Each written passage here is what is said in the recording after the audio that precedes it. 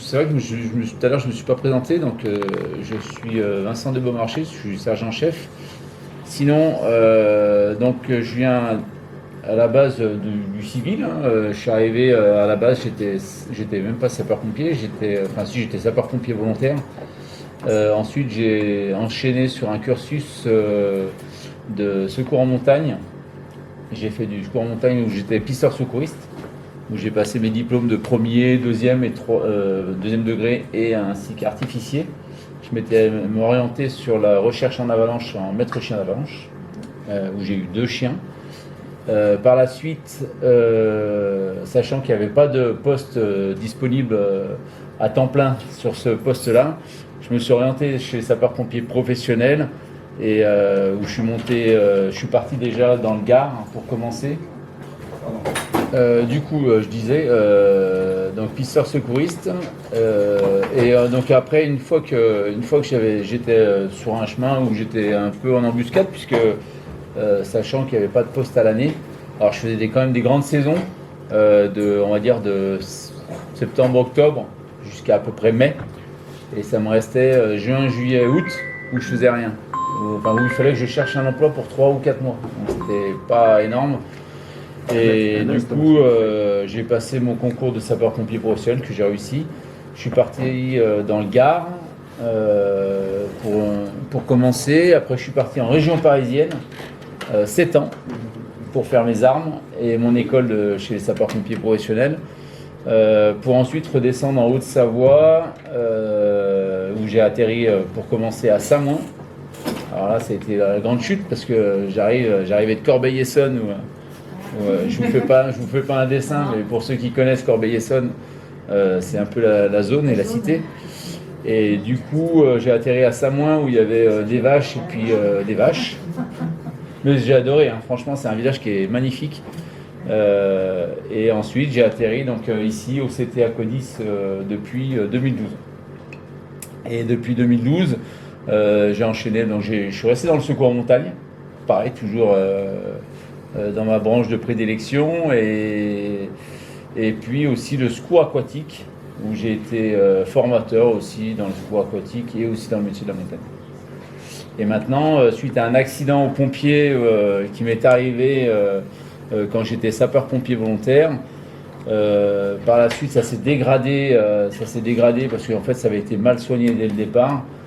Et j'ai été opéré 13 fois de l'épaule, ce qui m'a valu un handicap physique. Et du coup, c'est pour ça que maintenant, je ne peux plus bouger de la salle opérationnelle. Voilà, ou alors il faudrait que j'ai un métier de bureau, de bureaucrate, même la logistique, c'est compliqué. Parce que chez les pompiers, on aime bien, il faut être opérationnel pour faire certaines choses.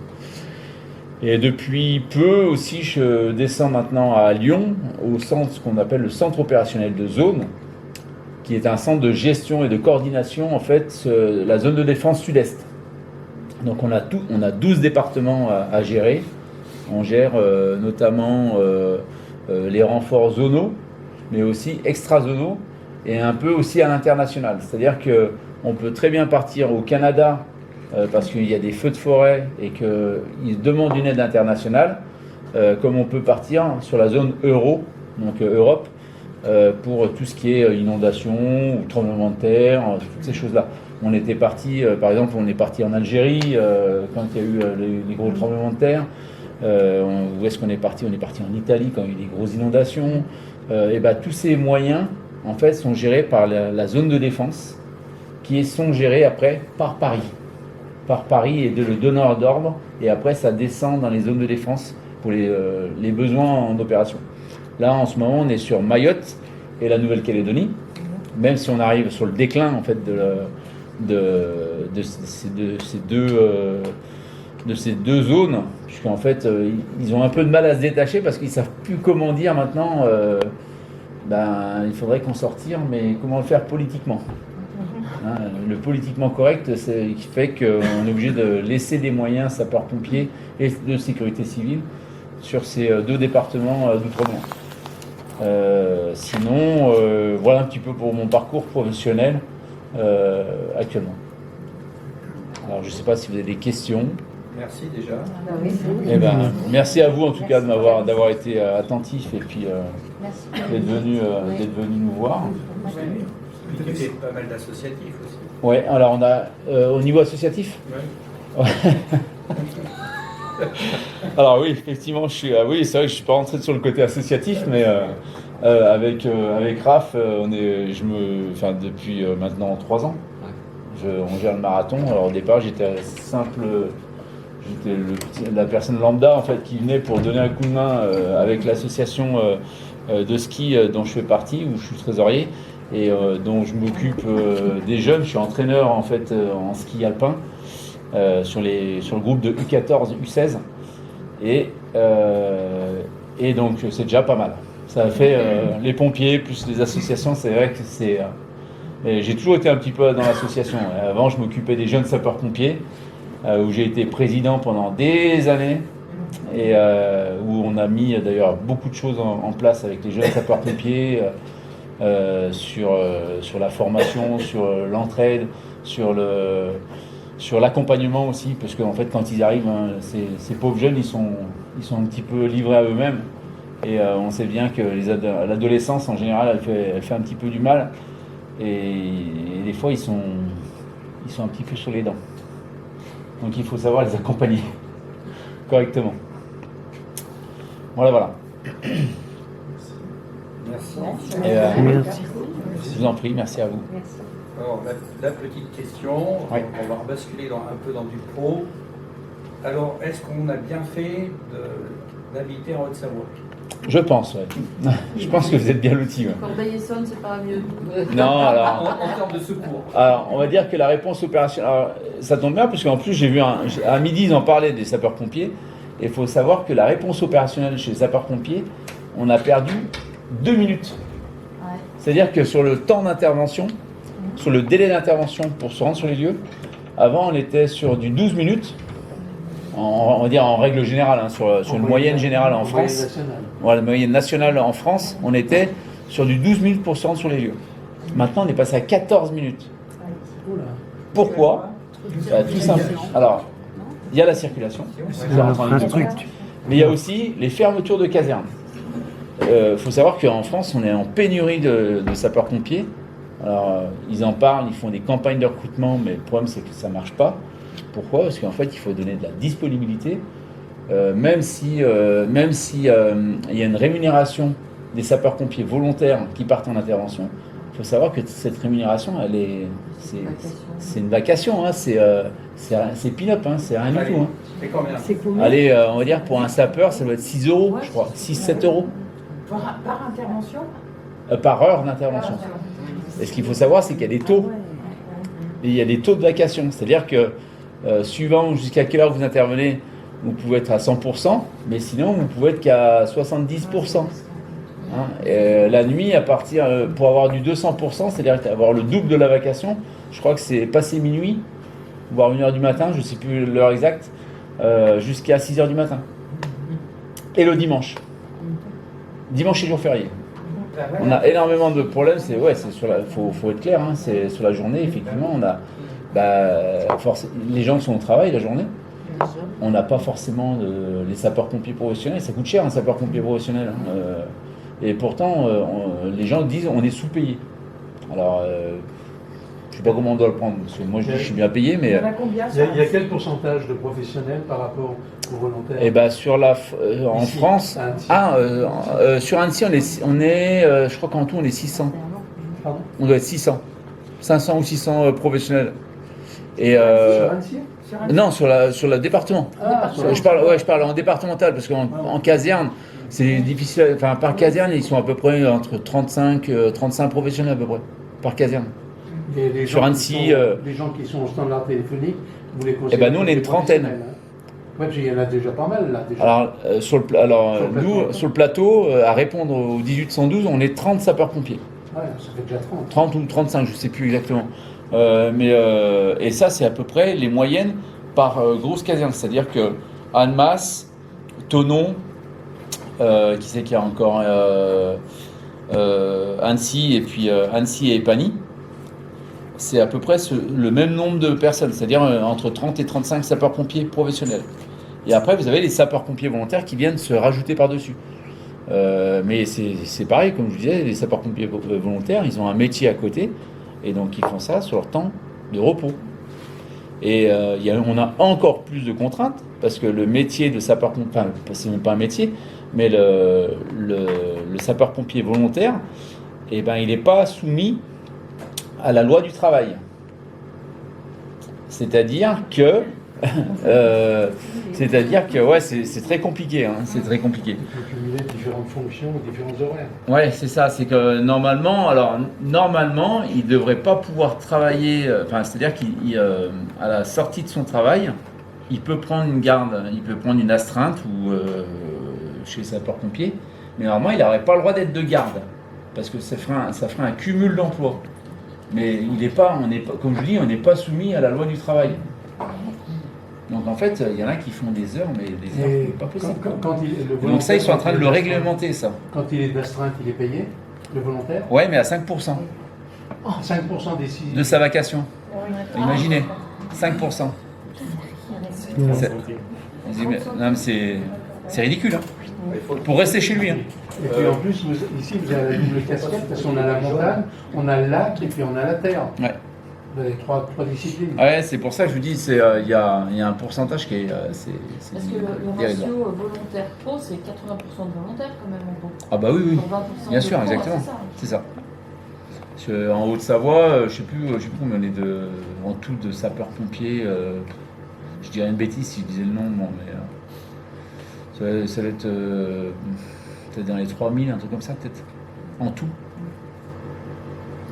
Parce que le chef des salles me disait également que Haute-Savoie avait une sorte de particularité, c'est-à-dire qu'il y avait la ville, entre guillemets, il y avait la campagne, la montagne, le lac, et les lacs, et qu'en plus, il y a quasiment tous les sports possibles et imaginables en Haute-Savoie, avec tout ce qui est en l'air, tout ce qui est en ski, tout ce qui est en rando, nautisme, etc. C'est ce que je vous disais tout à l'heure, il faut bien se rendre compte que l'hiver, les stations, elles nous prennent en fait une grosse partie en fait des interventions. C'est-à-dire qu'elles sont gérées par les pisteurs, par les hélicos privés.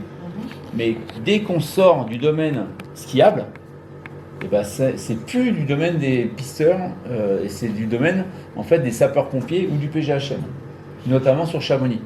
Et donc là, en fait, effectivement, ça fait un nombre d'interventions. Mais quand vous mettez ça à l'échelle de l'été, c'est-à-dire que l'été, qui c'est qui gère tout ça? Eh ben c'est nous. On gère aussi bien les accidents de VTT que les accidents de randonnée et toutes ces choses-là. Donc du coup, il faut réussir à les gérer. Les accidents de VTT, sur un premier abord, on envoie ce qu'on appelle des bike patrol. C'est des pisteurs, en fait, la plupart du temps, c'est des pisteurs l'hiver qui font du travail d'été en tant que pisteurs secouristes. Sauf qu'en fait, là, au lieu d'être pisteurs secouristes, ils sont bike patrol. C'est la même chose. Ils entretiennent les chemins et puis dès qu'il y a un accident, ils interviennent sur le VTTiste qui est blessé. Mais ils n'ont aucun moyen pour descendre la victime, quoi. Donc du coup, ils font appel à qui? Aux pompiers. Donc ouais, ça nous rajoute un paquet d'interventions l'été. Ouais. L'été, c'est les hélicos, ils sont tout le temps en vol, quoi. Et elles ne sont pas payantes, les interventions? Non, c'est toujours pareil, c'est du secours public, donc c'est gratuit. Ouais, c'est impressionnant. Hein. Impressionnant. Ouais, je sais plus, l'autre jour, j'ai vu un article d'une... je crois que c'était pas une députée, mais c'était d'Annecy, là, le chef de cabinet du maire d'Annecy, qui disait qu'elle s'était fait secourir après sur Arly. Et en fait, il y avait une réponse au personnel qui avait été impressionnante. Et elle remerciait en fait les services de secours. Hein. Donc ça avait commencé par les pisteurs, puis après par les pompiers, puis après par l'hélico. Et en fait, elle a demandé combien elle devait payer. On lui a dit mais zéro. Alors les pisteurs, eux, ils sont payés par l'assurance, soit de la carte bleue, soit par l'assurance du forfait. Et puis après, le secours public, eh ben, il est gratuit, quoi. On va dire que c'est les collectivités locales qui payent tout ça. Enfin, c'est nos impôts, quoi. Hein. Faut savoir que chaque personne dans le département paye à peu près 10 € pour que les secours interviennent chez eux. 10 euros, C'est rien. c'est pin-up, quoi. C'est rien du tout.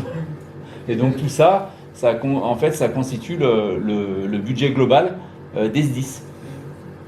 Voilà. Et tout le monde peut en avoir besoin. Exactement. Voilà. C'est- Les médicaux, c'est combien 1000, 2000 euros? Et ben en fait, la minute de vol, c'est 1500 euros. C'est La minute. La minute. La minute, hein, je parle. Ça va vite sur le compte en banque. Là, vous avez le compteur, hein, vous avez vu le compteur d'essence, là, ben, c'est pareil. Non, c'est impressionnant, c'est cher, c'est horriblement cher. Et ça, c'est l'État qui paye hein, les hélicos. On parlait des pompiers professionnels et puis des volontaires. Et tu dis que c'était compliqué de trouver des volontaires. Donc tu parlais de la vacation. Est-ce que tu peux nous parler également de la nature des interventions maintenant? Est-ce qu'elle a changé par rapport à avant? Est-ce qu'il n'y a pas des petites bricoles, des nids d'abeilles, Alors, des trucs comme ça? on a beaucoup enlevé d'intervention. C'est-à-dire que tout ce qui était, on va dire, ascenseur bloqué, normalement, c'est pas du ressort des sapeurs-pompiers. C'est pas une mission de sapeurs-pompiers. Les chats dans les arbres, c'est pas une mission de Je sapeurs-pompiers. voulais en parler depuis tout à l'heure. Alors, il y en a qui essayent, hein, mais tous les jours, tous les jours, on a des chats dans les arbres. C'est vrai. Mais il n'y a pas une journée où on n'a pas un chat dans un arbre. Les nids de guêpes, on les fait plus. Ah oui, c'est ça. Alors, quand je dis on les fait plus, Oui. on peut les faire encore. On les fait sur tout ce qui est domaine de voie publique, donc tout ce qui est pas chez les gens, et tout ce qui dépend en fait des écoles, les lycées, ou alors si c'est chez vous, c'est-à-dire qu'à même du domicile, c'est-à-dire que les guêpes elles sont rentrées par le toit, elles ont attaqué en fait, attaqué en fait le plafond et elles sont rentrées chez vous. Là effectivement on intervient hein, quand il y a un danger qui est immédiat.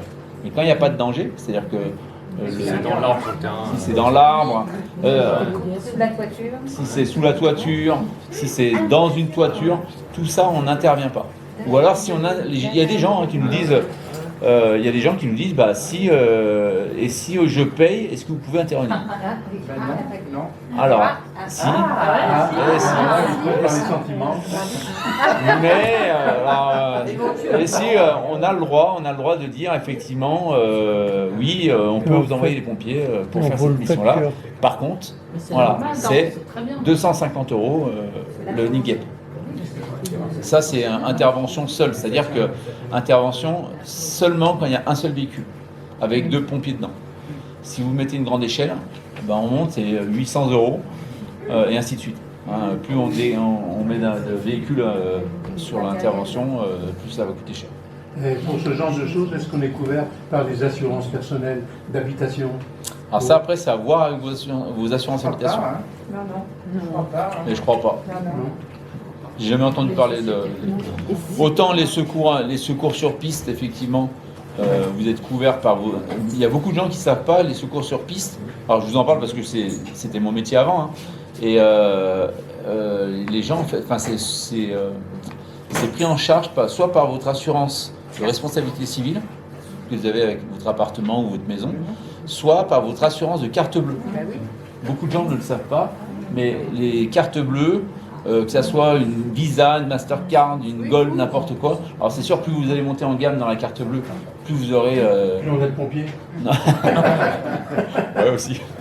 Non mais plus la gamme sera importante sur la prise en charge. C'est l'Arbus qui vient. Mais sur une carte basique, et en fait, ils vont prendre en charge le secours ou le rapatriement ou voilà. À C'est chaud. condition d'avoir payé son forfait, la carte. Ouais, exactement. Ouais, c'est ça. Ouais, si vous n'avez pas payé avec la carte bleue, ça marche pas. Non. Qu'est-ce qu'on fait d'autre comme missions qui sont là? Pas des secours. Alors tout ce qui il y a des gens qui nous appellent aussi parce que leurs WC sont bouchés. Parce que voilà, alors ça on intervient. Tout ce qui est eau malpropre, c'est-à-dire tout ce qui est les eaux qui sont usées, on n'intervient pas. Par contre, on intervient sur les fuites d'eau dans les appartements, on intervient sur les inondations de caves, sur tout ce qui est eau usée. En fait, ça dépend de forcément. Oui, ils sont vides. C'est Ortex, c'est tout ce qui est les assainissements. Au Minal. Au Minal, la SOR aussi, toutes ces entreprises-là. Mais en fait, normalement, c'est pas nous qui intervenons. Et au fait également les pertes de clés. porte fermée. Ouais, les ouvertures de porte. Parce Alors que il j'ai faut cru qu'il y ait qu'il un... y avait pas perte de clé, moi je les perds tous les jours. Et J'ai mes ça, GPS alors, dessus. il faut qu'il y ait un danger à l'intérieur. C'est-à-dire que À l'intérieur. tout ce qui est, si vous avez une porte qui sert fermée et que vous ne pouvez pas l'ouvrir depuis l'extérieur, s'il n'y a pas de danger à l'intérieur, on n'intervient pas. Ah oui, c'est Par contre, si vous avez un enfant qui est à l'intérieur, si vous avez des aliments qui sont à l'intérieur, ça on intervient. Et on intervient énormément actuellement sur tout ce qui est détecteur de fumée, parce que les DAF. Pourquoi? Parce qu'en fait, ils arrivent à 10 ans. En fait, ce qu'il faut savoir, c'est qu'un DAF, donc les détecteurs, ils sont valables 10 ans. C'est-à-dire que la pile, elle est faite pour durer une durée de vie de 10 ans. Des fois, c'est un peu plus de 10 ans maintenant. Ça s'entend, ça sonne un peu. Et cette pile-là, on ne peut pas l'enlever.